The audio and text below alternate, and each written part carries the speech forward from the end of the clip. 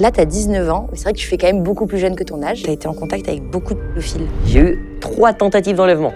On se fout de ma gueule. Pendant longtemps, j'ai galéré à sortir de chez moi. J'avais littéralement des dizaines de messages tous les jours avec un pseudo genre Jean-Pierre du 31 qui te dit viens on baise. J'ai fait du taekwondo, donc sport de combat. J'étais passé au cours adulte, mais par contre, je continuais de faire des combats avec des enfants. Je ne suis tout simplement pas en mesure de me défendre moi-même. Toutes les meufs à qui je parle, sans exception, se mettent directement en position de maman, de grande sœur, de protection. C'est vraiment la réaction qu'elles ont avec un enfant.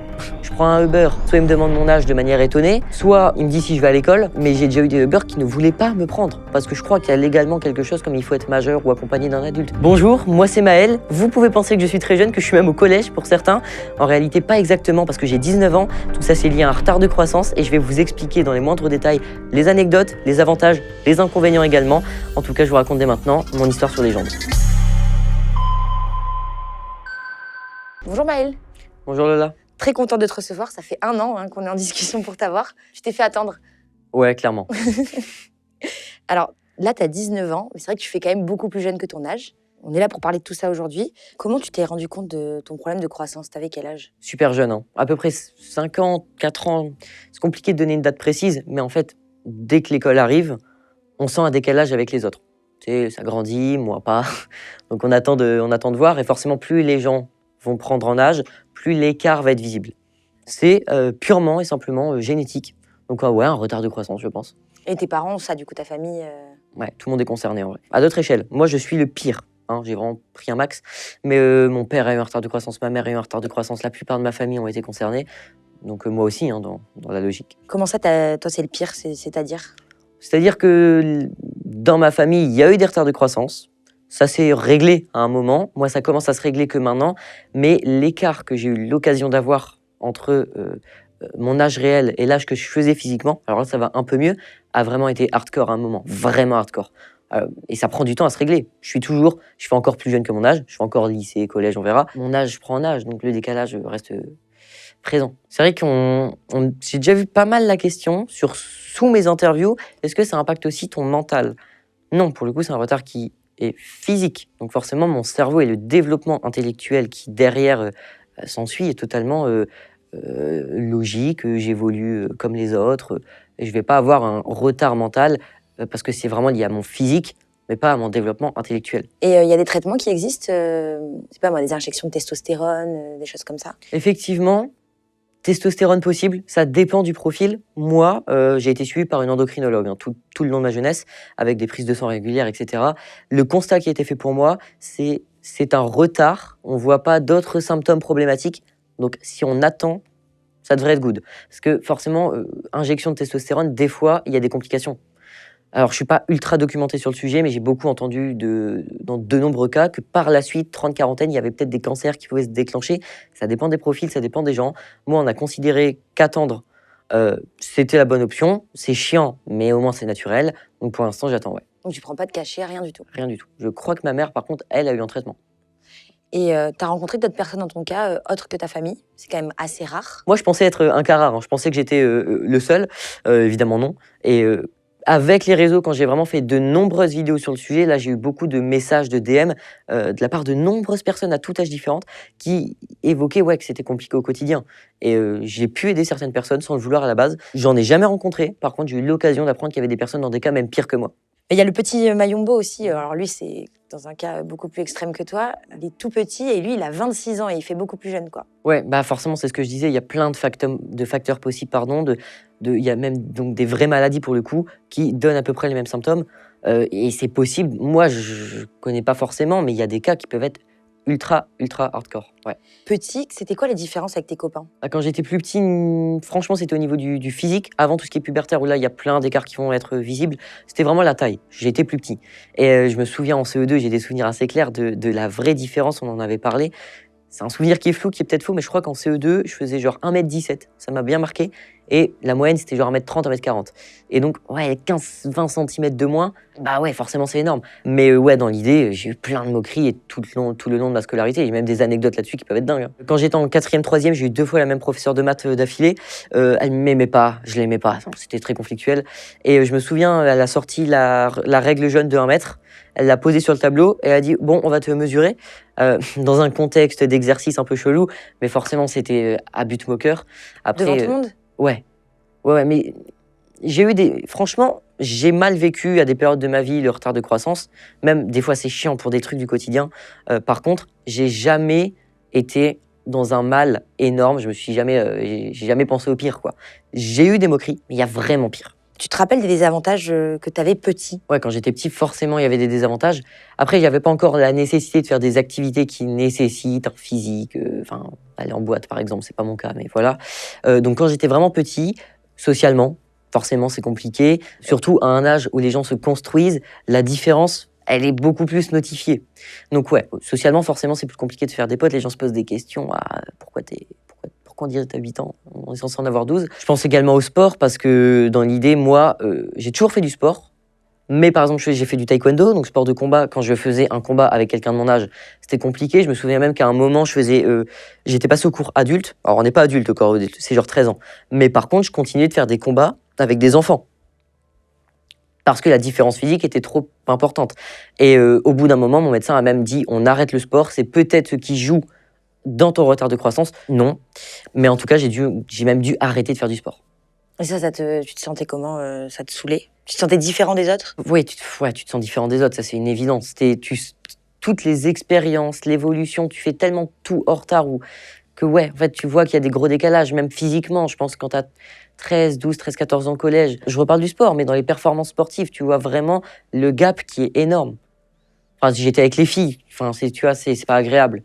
Bah, au niveau des différences physiques avec les autres, quand il y a la puberté, enfin, il y a tous les éléments visuels, donc la voix, effectivement, la pilosité, la carrure, et bon nombre d'autres choses. Ouais, moi, genre, quand ma puberté commence quand j'ai genre 17 ans, forcément, il y en a qui l'ont même fini. Donc ouais, c'est là où, c'est ce que je disais, c'est à partir du moment du collège où il y a le changement hormonal qui apparaît que la différence, elle est ultra flagrante, forcément. Parce que moi, j'ai toujours ce corps d'enfant. Et jusque très longtemps, le lycée pareil, etc. Donc, ouais, c'est très visuel. Là, aujourd'hui, tu as 19 ans. Le retard de croissance te pénalise encore? Oui, oui, bien sûr. Alors, c'est vraiment moins visible. Certains vont même dire dans les commentaires, je le sais déjà, à quoi sert l'interview? Il fait son âge. Le rendu à la caméra, enfin moi je sais au quotidien, vu toutes les nombreuses réflexions que je peux avoir, que je fais pas encore totalement mon âge. Mais ouais, encore aujourd'hui, j'ai pas mal de désavantages, ça c'est une évidence, dans toutes les tâches du quotidien.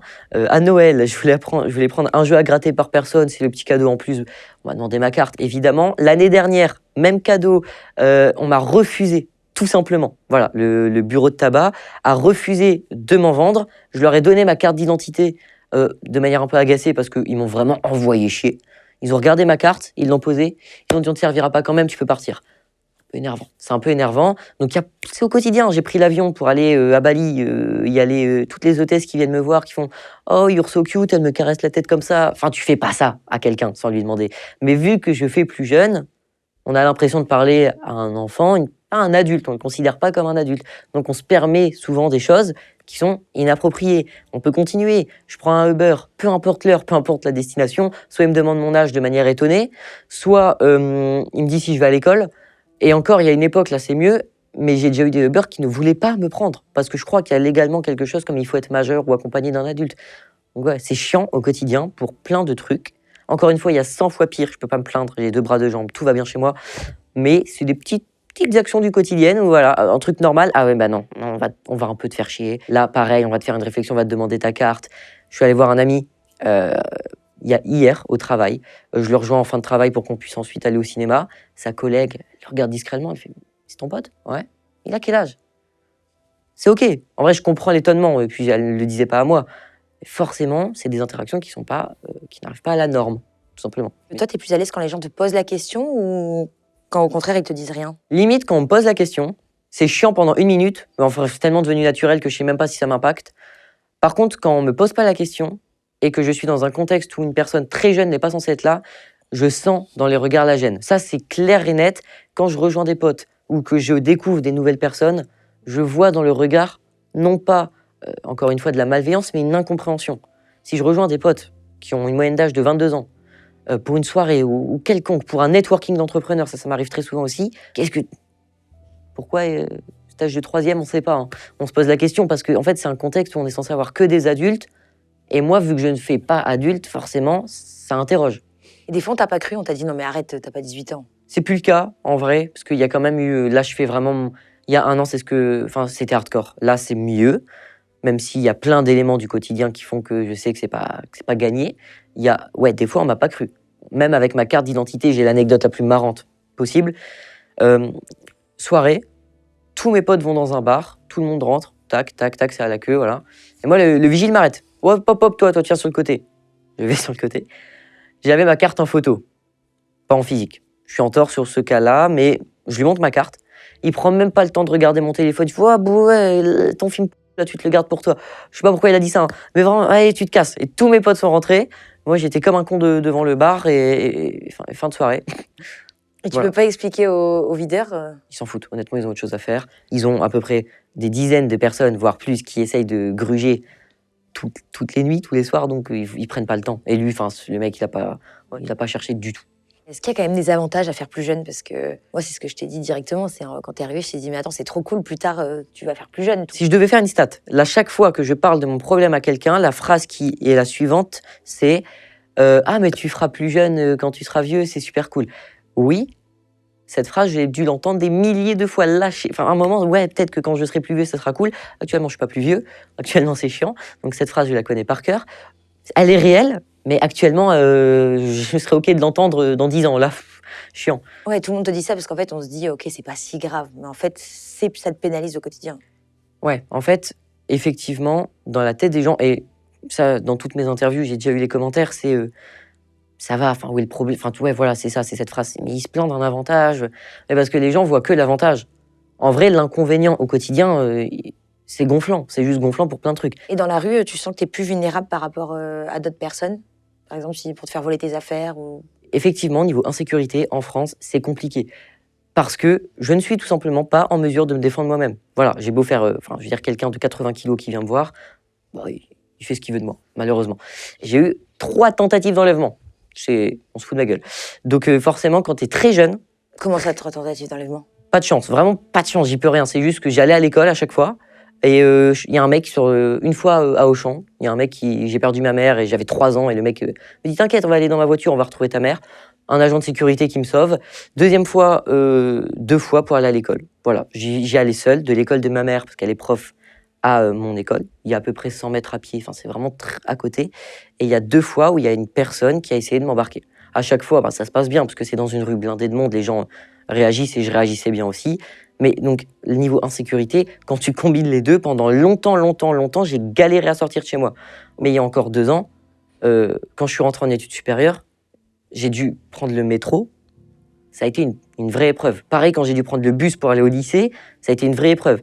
Après, bon, voilà, comme pour l'ensemble des problématiques qui peuvent arriver dans une vie, on travaille tout simplement dessus. Ça fait de toi quelqu'un de plus fort. Donc c'est pas un problème aujourd'hui, quoi. Mais des fois, c'est vrai que tu te balades et tu te dis, t'es plus vulnérable qu'un pote à toi qui a 19 ans et qui fait un peu plus bonhomme, quoi, entre guillemets. C'est clair que quand je suis à Lille ou dans une autre ville d'ailleurs et qu'il y a une flopée de craquettes, que c'est les quartiers un peu chauds, je me pose des questions. Voilà. Parce que, ouais, en vrai, à parcourir, j'ai pas grand-chose de dispo. Mais que ça soit moi, une meuf ou n'importe qui, dans tous les cas, en fait, si la personne a décidé de t'agresser, elle t'agressera.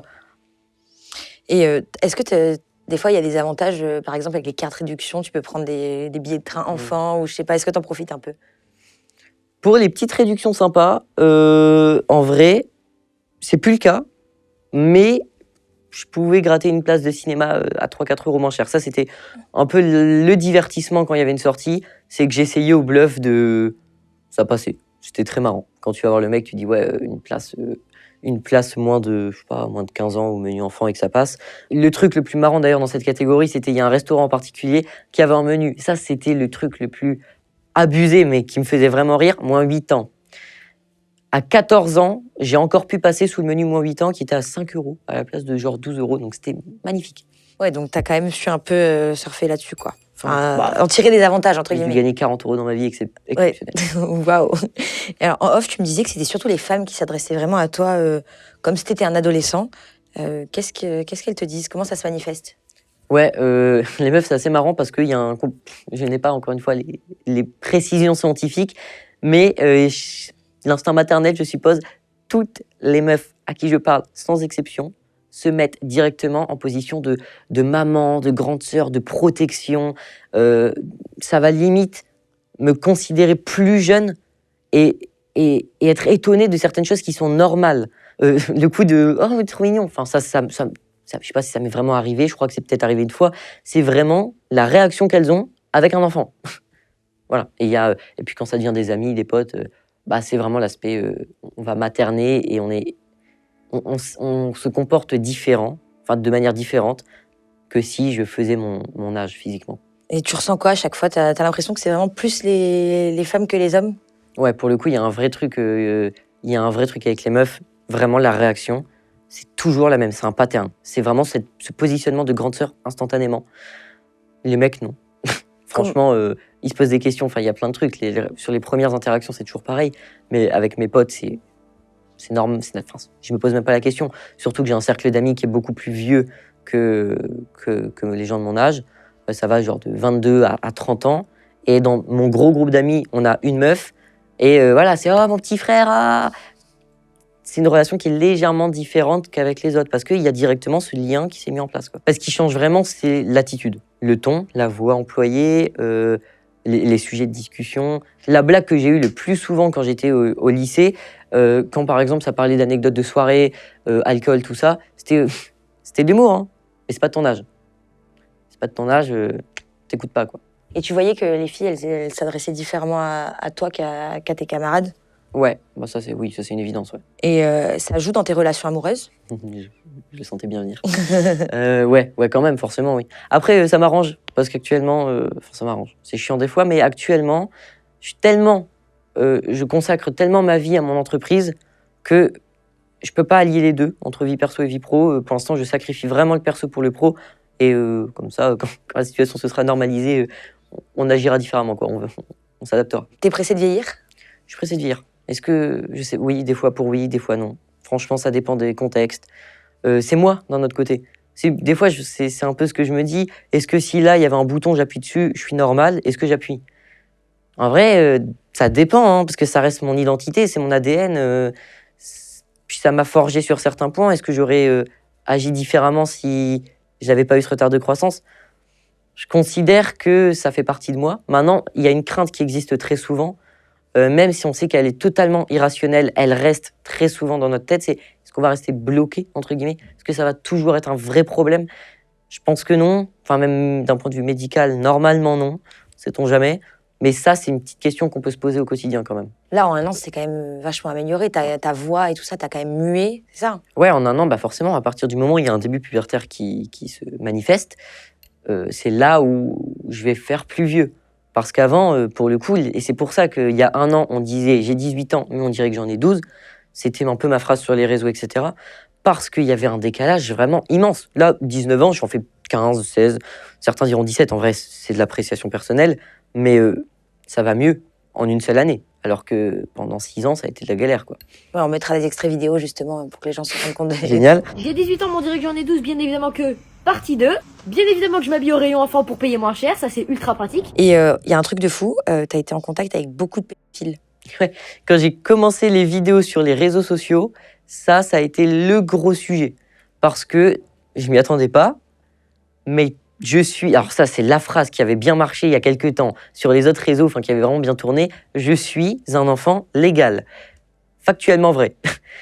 Pourquoi? Parce que légalement c'est entendable pour une personne mal intentionnée d'avoir des relations avec une personne majeure qui a la gueule d'un enfant de 12 ans. Donc là, on peut se poser des petites questions, et je le voyais très bien dans mes messages privés.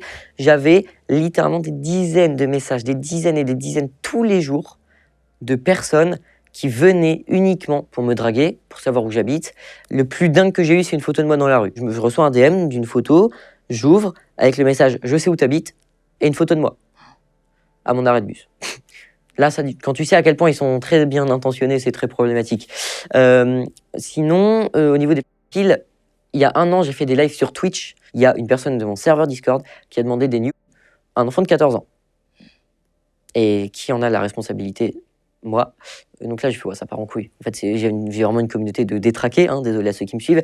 Mais là, j'ai fait une pause de 3 mois sur les réseaux parce que pour le coup, tu te poses de vraies questions. Mais qu'est-ce qu'ils te disaient exactement Tu me dis qu'on te draguait, mais qu'est-ce qu'on t'envoyait comme message? Tous les jours, des DM par dizaines de personnes qui manquent cruellement de tact. D'autant plus quand, encore une fois, le contexte n'y est pas. Donc, tu vois un mec de 45 ans qui ne sait pas prendre de photos de profil parce que il a 45 ans, avec un pseudo genre Jean-Pierre du 31 qui te dit viens, on baise. Ah ouais. Non, pour commencer. C'est quoi ton adresse Enfin, j'ai eu tellement de trucs. Vraiment, pour le coup, j'en ai parlé à des meufs. J'ai le même quotidien que certaines peuvent avoir sur les réseaux. Avec d'autres créatrices, notamment, j'ai pu en parler. C'est dingue. Encore une fois, enfin, tu bloques. Tu cherches même pas à comprendre. D'ailleurs, aujourd'hui, c'est devenu un gros problème dans ma communauté. Dès qu'une personne est considérée comme louche, ne serait-ce qu'à la photo de profil, limite, une personne de plus de 30 ans qui s'intéresse à mon contenu, je la bloque instantanément. Désolé. T'es peut-être un dommage collatéral, mais c'est devenu un réflexe. Je cherche même plus à comprendre, honnêtement. Du coup, les profils, tu les bloquais tous? C'était ça? Ouais, je bloque. Hein. Certains m'ont dit de collaborer avec la police. Donc j'aurais pu faire ça, mais pour le coup, j'y avais pas. J'avoue que je me suis pas investi là-dedans. Mais au moins, tu les bloquais, quoi. Ouais, au moins. Mais ça les arrête pas en soi. Enfin, si c'est pas moi, c'est un autre, quoi. Et on te prenait aussi, tu me disais en off, pour une personne trans. C'est quoi cette histoire? C'est même plus le cas aujourd'hui, mais en fait, quand je faisais donc 18 ans, enfin quand j'avais 18 ans et que j'en faisais 12, 13, encore une fois, ça dépend de chacun, c'est tellement un écart qui est énorme qu'on se disait pas « Ah, c'est un enfant », on se disait « Ah, c'est une personne en transition » ou « C'est juste une femme ». J'ai eu les deux. Ça m'arrivait très souvent, à la caisse, au supermarché, peu importe, bonjour madame, bonsoir madame.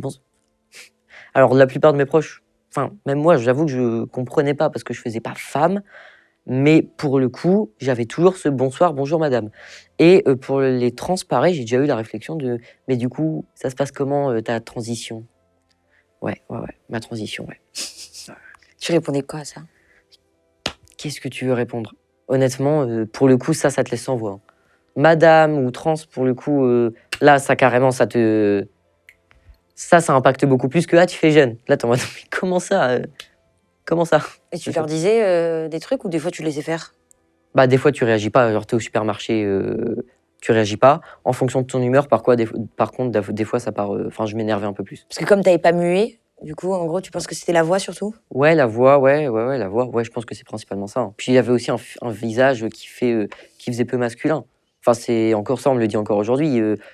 Même si c'est de moins en moins le cas, toujours la même phrase, hein, mais sans apparition d'hormones masculines, t'as un visage qui fait très androgyne, très enfant, donc il suffit que t'aies les cheveux un peu longs, etc. Et ça va très vite, quoi. Avant d'être à ton compte, t'as déjà eu des mauvaises expériences au sein d'une entreprise? Quand tu vas voir un recruteur, genre un salon de l'étudiant, que tu t'assois et que tu lui dis que tu veux une alternance, stage de 3e à la limite, vraiment maximum, quoi. Ça, c'était vraiment, ça a pu en étonner certains. Et j'étais en communication, ce qui nécessite à un moment d'apparaître à la caméra. Ça, pour le coup, une entreprise, c'est un pari risqué. J'étais dans une entreprise qui faisait du merchandising pour les groupes de musique.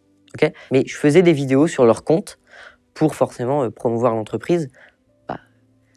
Quand on avait une cible, la cible c'était vraiment rock, metal, etc. Quand tu as un enfant qui fait genre 12 ans, 13 ans, qui te dit quel merchandising acheter pour ton groupe de métal, là il y a un vrai problème. J'ai un ami qui m'a raconté récemment que j'avais beau bien m'exprimer, j'avais beau être ultra compétent, concrètement on allait toujours me résumer un mec qui a une voix de gosse et qui piaille des trucs. En fait, c'est très compliqué pour les gens, peu importe la valeur que j'ai, de mettre du crédit sur quelqu'un qui fait ultra jeune. Je peux raconter une anecdote, mais une fois, je suis dans la rue, je croise un ami à moi dans la rue qui est avec un ami à lui qui ne m'a jamais vu. On s'arrête, on parle, on s'échange 2-3 mots, et après, quand donc mon ami et son ami sont repartis, ils ont continué leur discussion, il m'a dit « Mais c'est qui lui ?»« Ouais, c'est un gars qui était dans mon alternance, c'est devenu un pote. » Comment ça il a 12 ans.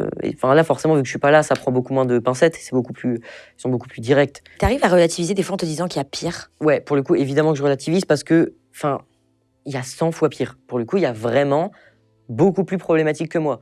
Moi, dans l'idée, tout va bien. J'ai un retard de croissance, c'est chiant dans quelques interactions sociales, dans quelques comportements de certains. mais je marche, tout va bien, je peux courir. Enfin, pour le coup, en vrai, il y a tellement pire que oui, je relativise de 1.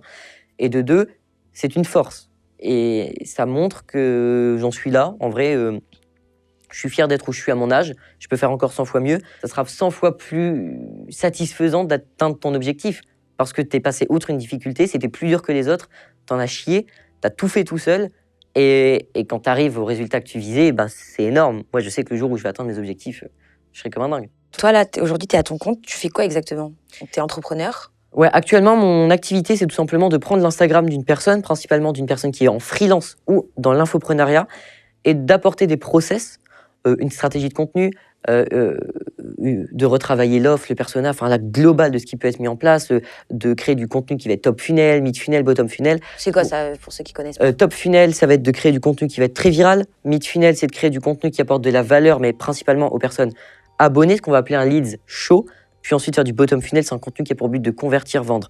Moi, c'est vraiment ce que je fais sur Internet. Ma mission, enfin avec l'Instagram de mes clients, c'est de transformer leur Instagram en machine à acquisition, en machine à leads. Certains comprendront, pour d'autres, ça va être du chinois, mais c'est pas tant grave. En gros, faire en sorte que l'Instagram devienne un moyen de vendre, tout simplement. Ton histoire, elle a quand même été pas mal médiatisée. Tu as fait plein d'interviews. C'est important pour toi d'en parler? Oui, forcément, mais pas pour moi. En vrai, si j'en parle aujourd'hui, c'est parce que ça peut vraiment aider d'autres personnes. J'ai découvert de un que des personnes étaient dans mon cas, et de par de très nombreux retours, j'ai compris que ça avait aidé des personnes parce que c'est tellement rare de voir une personne dans son cas que quand on peut s'identifier à quelqu'un ou qu'on peut se rendre compte que c'est OK, qu'il y a plus grave, que ça va même se régler. Parce que j'ai eu des gens de 14 ans qui donc en faisaient 8 quand moi j'en faisais 18, enfin quand moi j'avais 18 ans, et ils se disaient putain en vrai ça me fait plaisir de voir que toi t'arrives à vivre avec, que ça va mieux. Et donc ouais, j'ai aidé beaucoup de gens. Je fais partager un message qui est très important pour moi, qui est le dépassement de soi. Pour moi c'est la base de tout. C'est toujours passer outre les difficultés. Donc c'est pour ça que c'est important d'être médiatisé pour moi. Tu dirais que ça t'a ouvert des portes, ce retard de croissance, ou ça t'en a fermé, au contraire? En vrai, de la manière dont je l'ai tourné, ça m'en a ouvert. Aujourd'hui, j'ai fait plein, enfin même pour l'expérience, j'ai fait beaucoup de plateaux. Ça c'est trop cool. J'aurais jamais pu faire ça en temps normal. Ça m'a permis de développer et vraiment d'affiner mes compétences en création de contenu, qui fait aujourd'hui que j'ai une expertise qui me permet d'en vivre. Donc en vrai, j'ai réussi à en faire une force, ouais. Ok Maëlle, bah écoute, merci beaucoup pour cette interview et je te souhaite plein de bonnes choses pour la suite. En tout cas, un grand merci également à vous pour l'invitation. Ça me fait toujours plaisir de pouvoir en parler.